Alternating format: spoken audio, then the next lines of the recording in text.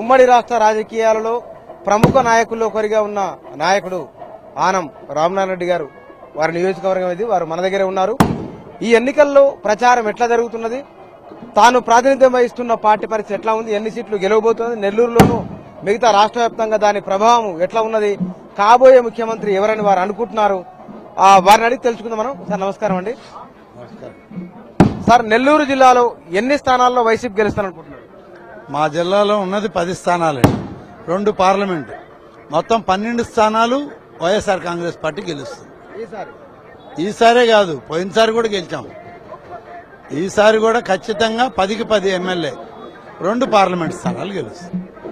Sir, Telugu Desam party ఇచ్చిన పెన్షన్లు గాని, పసుపు కుంకుమ, ఇవి గ్రామీణ ప్రాంత ఓటర్లను బాగా ప్రభావితం చేస్తాయి, మధ్యతరగతిని కూడా ప్రభావితం చేసిన చర్చ ఉంది. పసుపు కుంకుమ విషయంలో గాని, మరి వాళ్ళు పెంచిన పెన్షన్ విషయంలో గాని వాళ్ళు మోసం చేయడానికి మళ్లీ ఒక ప్రయత్నం చేస్తున్నారు.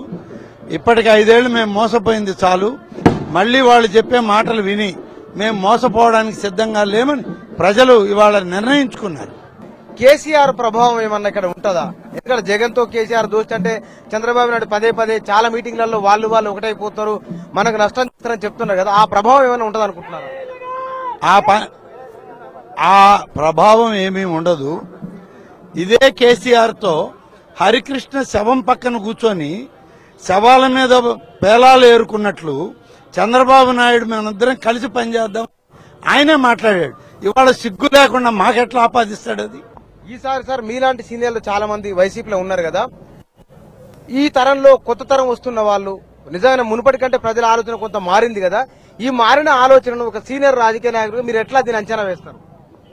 ఇవాళ రాష్ట్రంలో జరుగుతూ ఉన్నటువంటి అనేక అవాస్తవాలు, అనైతిక చర్యలు, వీటన్నిటినీ ప్రజలు గమనిస్తూ ఉన్నారు. ఇవాళ ప్రజలు ఒక మేలైనటువంటి పరిపాలన కావాలంటున్నారు. రాజశేఖర రెడ్డి గారి హయాంలో ఏ విధంగా పరిపాలన సాగిందో అటువంటి అభివృద్ధి, సంక్షేమం ఇవాళ ప్రజలు కోరుకుంటున్నారు. ఈ మోసపూరిత వాగ్దానాలు, నయవంచిన ఆలోచనలు, ఇవన్నిటికి కూడా ప్రజలు మొగ్గు చూపడం లేదు. ఇప్పుడు ఈ ఎన్నికల్లో మీ పార్టీకి ఎన్ని సీట్లు మొత్తం రాష్ట్ర వ్యాప్తంగా వస్తారని మీరు అనుకుంటున్నారు? 126 సీట్లు ఖచ్చితంగా వైఎస్ఆర్ కాంగ్రెస్ పార్టీకి వస్తాయి. జగన్మోహన్ రెడ్డి కాబోయే ముఖ్యమంత్రి ఈ రాష్ట్రానికి.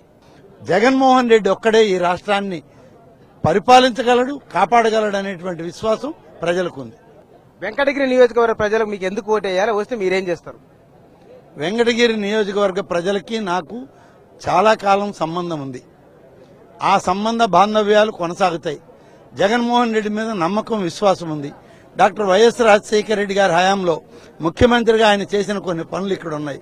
వాటన్నిటికీ నేను కూడా ఆనాడు భాగస్వామి కాబట్టి తప్పనిసరిగా మాకే ఓటు వేస్తారని, వేయాలని కూడా నేను కోరుకుంటున్నాను. వైఎస్ఆర్ కాంగ్రెస్ పార్టీ తరఫున పోటీ చేస్తున్న ఆనం రామనారాయణ రెడ్డి గారి అభిప్రాయం ఇది. ఈ ఎన్నికల్లో నెల్లూరు జిల్లాలో గెలుపైన, రాష్ట్ర వ్యాప్తంగా వైసీపీ గెలుపైన వారి ఒపీనియన్ ఇది.